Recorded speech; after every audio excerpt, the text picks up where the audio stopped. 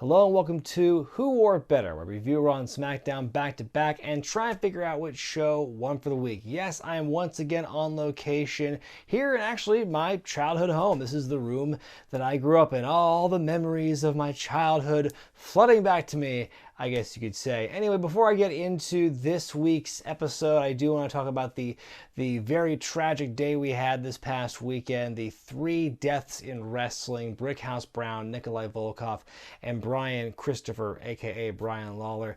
Brickhouse Brown's the one I know the least about. I do know that he wrestled in the AWA for a time. Yeah, he was a huge heel in his prime. He actually was wrestling actively up until last year when he was in his late 50s, which is incredibly impressive. Then there's Nikolai Volkov, of course. He's known for being one of the first real big foreign heels of the 80s. And of course, fans of this show know him as the guy who sang Hava Nagila at Maccabia Manias 1 and 2, but he was so much more than that. You know, he was very excellent at what he did, drawing that foreign heel heat and transitioning into a babyface later on in his career. Not a whole lot of people can do that after the stuff that he, the character that he had. So I think that's definitely to be commended. He still couldn't bump worth a lick by the end of his career, but you can't take anything away from what he did before that. Then there's, of course, Brian Christopher, who died after he hung himself in his cell after his most recent arrest, and it's just a really tragic tale. Living in the shadow of someone like Jerry Lawler, it would be tough for anyone to try and do, and so I think he was under a lot of pressure. In the wake of his passing, so many positive stories about him as a human being and as a worker and everything. I don't think he was ever a bad wrestler. I think he had his demons and stuff, but he was always very talented in the ring. You know, depression and addiction are both very real, very serious things. Also, the circumstances in which Brian was in before he committed suicide or attempted suicide were very suspect. No one should be in solitary confinement for driving under the influence. That's a lot, especially for as long as he was in jail. It just doesn't seem right. Something smells fishy with that. But it's just a damn shame. My heart goes out to the families and the friends and the colleagues of everyone involved and those who got to know Brian and Nikolai and Brickhouse Brown. So very sad weekend for fans and wrestlers in the industry. So after we get some memorial full screens for Nikolai Volkov and Brian Christopher, but not Brickhouse Brown, Roman Reigns comes out to open Raw and he says he doesn't respect Brock Lesnar. Paul Heyman comes out and says the definition of insanity is doing the same thing over and over again and expecting different results. It's like he's reading our minds when we saw that it's going to be Roman and Brock at SummerSlam for the title.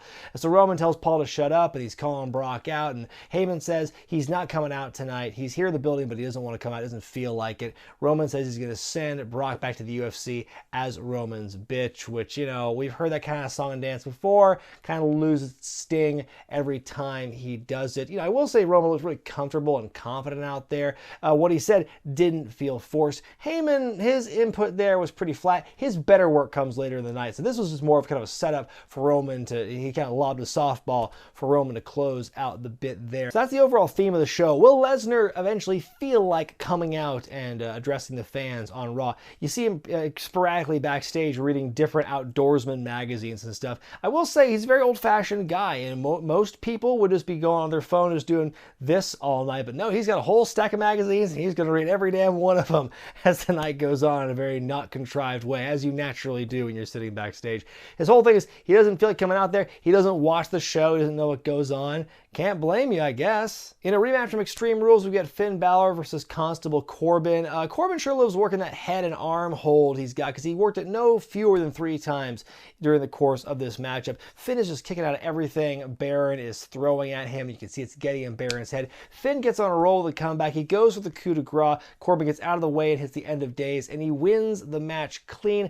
Not only that, but after the fact, he starts to leave the ring, comes back in, beats up Finn a little more, and then there you go. Wins and losses don't matter. I wonder, gosh, after you have a match of Extreme Rules, then you have the whole Playhouse thing from last week, and then this match happens. Gosh, where are they going to go with this angle? Don't tell me. Another match? WWE keeps putting themselves over for having the bravery to put this all-women's pay-per-view out on their own network. Oh, yay, you guys. If you didn't get sick of it last week and the constant mentions of it, it won't be long until you are sick of it. We get then Alicia Fox, who's accompanied by Alexa Bliss, versus Natalya, who's accompanied by Ronda Rousey.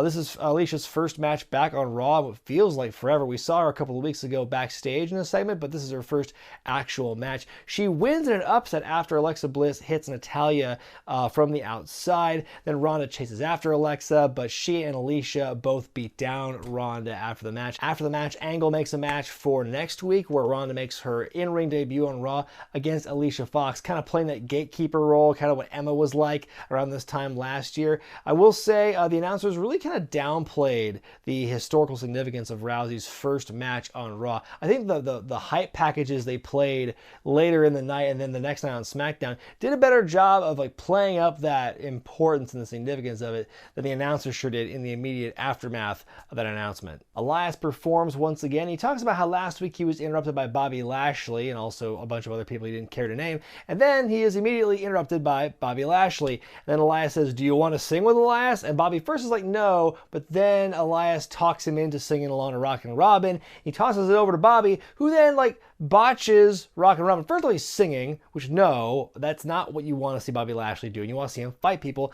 not sing. So he sings it badly, and then he gets jumped from behind by Elias. Wow, like he gets fucked over two ways. He's made to look dumb singing a song badly, then he gets hit from behind by Elias when he should know better, then he gets beat up, and then Lashley wins the scuffle. But what in the absolute hell was that? I mean, I'm not going to go so far as to say it was a burial, but it's certainly a very ungraceful move down the card for Lashley, from losing to Reigns last week, and then in this, whatever the fuck bric-a-brac this was, with Elias looked fine. He didn't hurt at all from this segment. Bobby Lashley's the one who took a dive here in terms of his stock value. You think he's regretting, I keep saying this with him, do you think he's regretting leaving Impact Wrestling now, especially when Impact is in its biggest, like, it's kind of a renaissance period where everyone's loving Impact at this point. Now Bobby Lashley's here, wasting away with feuds with guys like Sami Zayn and Roman Reigns, and now this bullshit with Elias, he's singing Rockin' Robin. What's going on? We get a match with Braun Strowman and Jinder Mahal as a follow-up to last week's bizarre in-ring segment. I believe it's Jinder's first actual match on Raw since after Money in the Bank, and he had that like gimmick change, and then he wrestled Chad Gable in a kind of a squash, and then like that was it for him as far as wrestling for a while goes. Not much happens here because Kevin Owens shows up. He steals Strowman's briefcase and gets chased around with it. He hands it off to Sunil, who eats shit, and then Kevin Owens runs away. But in that ensuing madness, he gets counted out, does Braun, and so Jinder Mahal wins by countout. The former WWE champion beats the unkillable Monster in the Bank. You know, basically what the story they're telling here with this segment is, the only redeeming part of this segment is them reminding you that Braun can lose his briefcase at SummerSlam in that way, in a countout. Basically, any way he loses the match, Kevin Owens will win the briefcase. So that's pretty much the big takeaway from that segment there. Other than that, the segment was, you know, it was just kind of, yeah, it didn't do much for me. Backstage, Kurt Angle's on the phone with Stephanie McMahon, and she's like saying something to him, or he's pretending she's saying something, and he says, "Well, this is not going to make the fans happy." He goes, "Oh, well, I know you don't care about that." And it just made me think, why the fuck is apathy so common among the heels in this company? You have a champion who doesn't watch the show, according to the storyline, and probably in real life too doesn't watch the show. You've got an executive, like one of your top executives in the company, who doesn't care what fans think, and it's like, it's like, if the commissioner doesn't care, and if the champion doesn't care, then why do we care? After we get a backstage fight between Mojo Rawley and Bobby Roode continuing their storyline, we then go to a singles match with Apollo Crews versus Akam from Authors of Pain. As they're making their entrance, Coach starts off saying, "I tried to have a conversation with AOP," and Cole just cuts him off right away and says, "Well, we did have a conversation with AOP. Here's what they had to say." Like, way to make Coach look like more of a jabroni than he already kind of is right now on the announce team. Apollo wins the match pretty quickly after Akam runs into towards him and he misses and hits the corner post. So Apollo wins here in the kind of the upset. They just can't let dominant teams be dominant, you know? Like, on one level, I don't mind this outcome happening where Akam eats a singles loss, but could they have waited until AOP's second or third program on the main roster before having them have this kind of, this totally like inconsequential loss? This thing is, it makes them look weak, but ultimately it doesn't make them better in the long run. They gain nothing from that loss. It's again, I said before last week, the order of this is just all wrong. Seth Rollins takes on Drew McIntyre in singles action. Pretty cool use of the ring as a weapon, where Drew early on does a slingshot onto Seth on the floor and he hits his neck on the bottom of the steel outside, the frame of the ring. Pretty cool cutoff there. Great stuff in this matchup here. Drew hits a white noise from the second rope and Seth kicks out.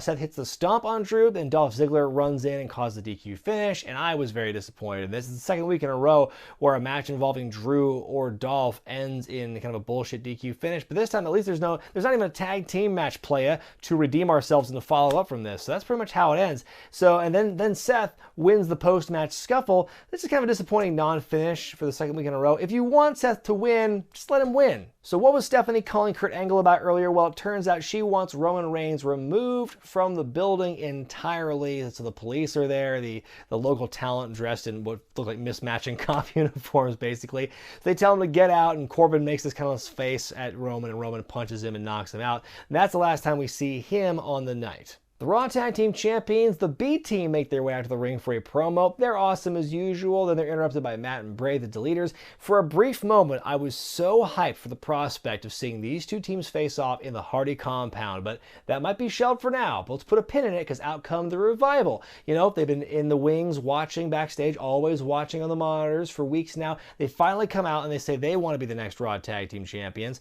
A scuffle ensues with the B Team escape and make their way to the announce table for the next match, as you get the Revival versus Hardy and Bray. We get some CM Punk and Rusev Day chants in this matchup, which kind of threw me for a loop. Revival with a big win after they hit Bray with the Shatter Machine, and so they definitely have the momentum going into presumably SummerSlam for the Raw Tag titles. I'm just really curious what specifically took the crowd out of this matchup to do those chants, because I don't think it was a bad match. Just all of a sudden, let's get CM Punk chants. Yeah, why not? Backstage, Seth Rollins is jumped from behind by Dolph and Drew. He is left laying, and I thought, boy, man, Seth's really got a wingman right about now, huh? Makes me wonder, they might be throwing someone into the mix for SummerSlam. Perhaps a certain tank top wearing, hot dog stand commandeering lunatic fringe, Our final match tonight is the Riot Squad versus Sasha Banks and Bayley. And Michael Cole tells Corey on commentary, hey, don't be skeptical of Sasha and Bayley's friendship. They have matching gear tonight. Well, you know what? Y2AJ had t-shirts made right before Jericho turned on AJ Styles. So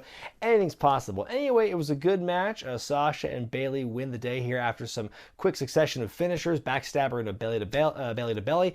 You know, they managed to keep down the references to Evolution in this match from one reference every 4 sentences instead of one every 2 from last week. So they've definitely improved a lot from week to week. So early in the night, Kurt Angle issued an ultimatum to Heyman, where if he can't get Brock Lesnar to come out and address the fans out on Raw, then Heyman will be fired. So Heyman is first subtly trying to convince Lesnar to come out to the ring. He's still reading his magazines. And then finally he makes an impassioned plea to Lesnar, and also, invokes their friendship. Please, just because because you're my friend, please go out there and do it. Heyman Lesnar, I should say, grabs Heyman by the jacket and says, I'm not your friend, you work for me. I think it would have been so much more impactful if Lesnar said, you were never my friend, going all the way back to Lesnar's debut in the company over a decade ago. That would have been, I think, such a cooler heel moment. But it was kind of shocking to see that, and we'll see more of that in the next segment, because Heyman comes out dejected, he's disheveled, crestfallen, says Lesnar's not coming out tonight.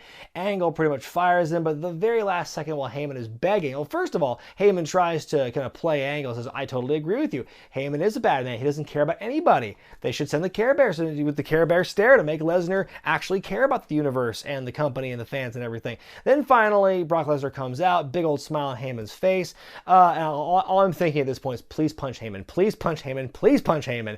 He gets in Angle and Corbin's face, hits the F5 on Kurt Angle, and he stares down Corbin, who whimpers away. Then he grabs Heyman, a sneering, cackling Heyman, grabs him by the throat and brings him down. And he's like, I can't breathe, Brock, I can't breathe. And he finally gets off him, and that's how the show ends. I think, really, this is, honestly, probably the best segment of the whole night.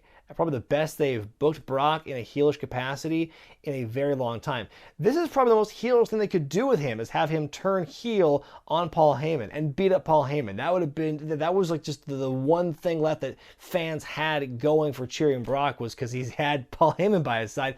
It's still gonna probably keep going, but this was definitely like the most dastardly we've seen Lesnar in quite some time. And we actually got a pretty vocal "We Want Roman" chant out of it. But definitely one of the coolest Brock segments in his current run. I think this was, it really made you want to hate the guy. It really got me so sucked into it. For a brief moment, I forgot Bobby Lashley sang "Rockin' Robin" earlier in the night. Before I move on to SmackDown, this week's Who Wore It Better is sponsored by SeatGeek. It's an app you can download on your iOS or Android device. Gets you ticket deals for concerts, sporting events, WWE, you name it. Go download the app today. Go to the link at the top of this description to download the app for yourself. Go to the Accounts tab, type in the promo code REGRET, and get $20 back on your first ticket purchase.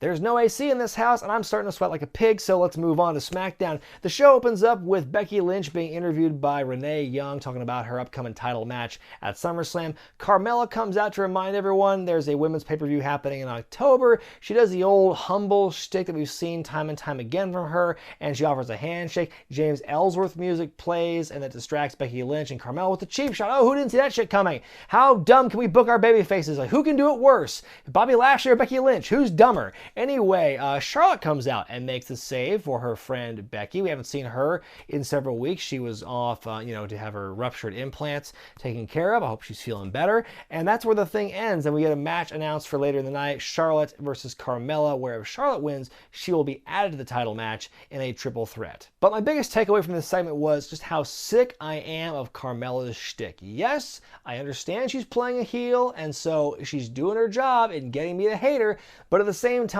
it's like, can you be more repetitive with how you get your heat? I'm so sick, and I've said this before, so sick of the humble into the I'm actually a bitch kind of promo. It's like, we've seen that not just with Carmella, but with Alexa Bliss across both shows many times. It's time to find new material to get your ladies getting some heat. Our next match in the SmackDown Tag Team Tournament is the Usos versus The Bar, who we haven't seen in a very long time wrestling on TV. They finally showed up for a little interview bit, a little promo at the end of last week's Tag Tournament match, and here they are finally back in the ring. Good to see them in action. The New Day arrive, and they have their own pancake-themed announce table set up next to the main announce table. I love how Byron Saxton reacts to it like he had no idea the table was there until the camera panned to reveal it. Oh my God, this table's great. Like, what, are you just so like tunnel vision, don't notice this table's being erected right next to you? It also in a way kind of reminded me for a brief moment of Jim Ross's like second heel turn. I think it was like 1999, like around WrestleMania season, when like he was coming back from his Bell's palsy and he had Dr. Death Steve Williams at his side. And it's like, I'm gonna do my own commentary. So they literally build this like second announce table to go in front of Michael Cole and Jerry Lawler's table. And like Hardcore Holly gets put through the table. It was like, you son of a bitch, you broke my table. But anyway, this is completely neither here nor there. The New Day does some commentary. They keep fading in and out from like commentary team to commentary team as the match goes on. Really entertaining match here. Let's focus on the actual in-ring action with lots of really cool near fall spots. Cesaro intercepts one Uso with the uppercut. They go for the double splash, and Cesaro has none of that. Sheamus gets his knees up on the other Uso, rolls him up for the win. So now the Bar will take on the New Day in the finals of the tournament next week to see who will face the Bludgeon Brothers. Yeah, really entertaining match. Good to see the Bar back. Backstage, Charlotte cuts a promo about her upcoming match, and they don't mention Evolution once in that entire promo. Did somebody mess up? Did someone cause a grievous error and not include mention of the pay-per-view? They advertise this next bit as Samoa Joe's personal message to Styles, and that's a little on the nose when they advertise it that way, because once Joe talks, you realize why they call it the personal message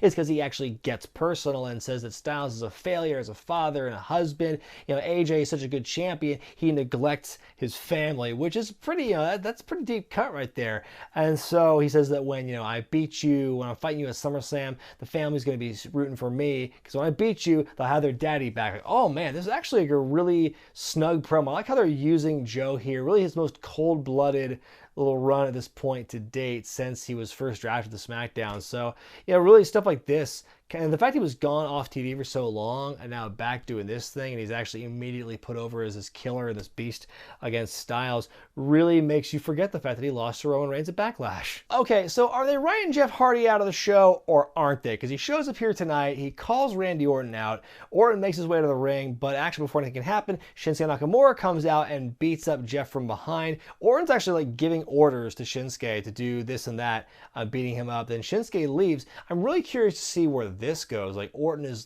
he the puppet master? Is he controlling Shinsuke? That's kind of a weird thing for Shinsuke to be kind of a subordinate to anyone at this point. So the fact that he's kind of like playing, I mean, maybe it's not going to build anything more beyond this, but the fact that this is happening right now in that kind of relationship, I am very intrigued where they're going to go with that. Then after that, Orton beats up Jeff some more. He teases, he signals with the RKO, but he doesn't give the fans what they want, and pretty much beats him up using every other thing but the RKO. Then he has him on the announce table, and he rips his shirt off, and he rips Jeff's necklace off, and he wipes off the face paint, part of it at least, and it's like, they're taking away the identity of Jeff Hardy here. A bit melodramatic, but overall, it was a pretty good segment where Jeff gets beat up some more. I mean, I don't know what they're going to do with Jeff. Like, is he going to go off TV or isn't he? And when he does come back or whatever, like, are they going to have Jeff and Orton at SummerSlam? You would think that's the case. But are they going to wait till after SummerSlam to write him off? I don't know. Is he even being written off anymore? What's the deal with that? We get Zelina Vega versus Lana in Zelina's first match on the main roster. It's a follow-up to their scuffle on the outside from last week. Not a very good match here. Something was not clicking, and I don't know whose fault it was, but it was just not a very pretty match. It does end when Andrade Almas gets on the apron to distract Lana. Aiden English comes out to try and make the save and get Almas off the apron. I don't know what happens because the camera doesn't get a very good shot, but I think Lana just jumps off the second turnbuckle and somehow throws herself on the ropes or something, and then she gets hit by Zelina and rolled up to lose the match. But that wasn't Aiden English's fault. They were trying to paint that as if it was Aiden English causing the distraction that caused Lana to lose. No. He was doing his job as the ally to Lana and Rusev, and Lana just fucked up. So I don't know how they're trying to build tension for that, because then backstage, Aiden apologizes to Lana again, and he gets away, and Lana tells Rusev, you should have been you out there. And then she walks off, and Rusev has this look on his face. They should have played the Curb Your Enthusiasm. They're like, I'm glad Daniel Bryan is there to talk about the Evolution pay-per-view some more, because, hey, the more men that endorse it and give their seal of approval on it, the better it's going to be, right, guys? Anyway, he's also there to talk about The Miz and what happened last week when Miz threw the baby doll at him and everything. And so then Miz shows up on location on the set of his reality show, which just happens to be in a room with the exact same lighting and acoustics as everything else backstage at the arena. So that's very inconvenient. They bring up Talking Smack, and Miz says Bryan's been riding his coattails all the way back to NXT in 2010. Daniel says that The Miz is never going to be John Cena or The Rock. Both guys kind of cutting deep here in their promos. Daniel challenges The Miz to a match at SummerSlam, and The Miz pulls up a bunch of images of crying babies, like a collage mosaic of crying babies, and that's where the promo ends. That was a really weird turn. It was pretty good mic work between both guys, and the babies at the end just kind of took me out. What? It was very weird, but it was ultimately minor. But it was a very strong promo segment from both sides. Also, I love how The Miz keeps bringing up the indies. Basically, the indies, according to WWE, is small high school gyms with dozens of people, and there's a lot of indie feds that are like that. But I'm like, dude, this company is getting the bulk of their new talent from these same indie feds. So maybe don't shit all over the whole concept of indie wrestling, which you're also simultaneously, in a way, building up through the use of NXT and NXT UK. You're kind of talking out of both ends here. It's you value the indies, you have working relationships with several independent companies, but at the same time, you kind of shit on the whole idea of independent wrestling when you keep talking about it that way. Main event time, Charlotte versus Carmella, where if Charlotte wins, she'll be added to the women's title match at SummerSlam. Earlier, Becky Lynch was interviewed, and she seems very conflicted about the idea of her friend being back and possibly winning this match, because it's all about the odds. That was the one thing that kept pounding into your head during this match. The odds, the odds, the odds. They won't be in your favor if somebody wins and gets out of the match. Math. Someone bring Steiner out here. Let's do that math promo again.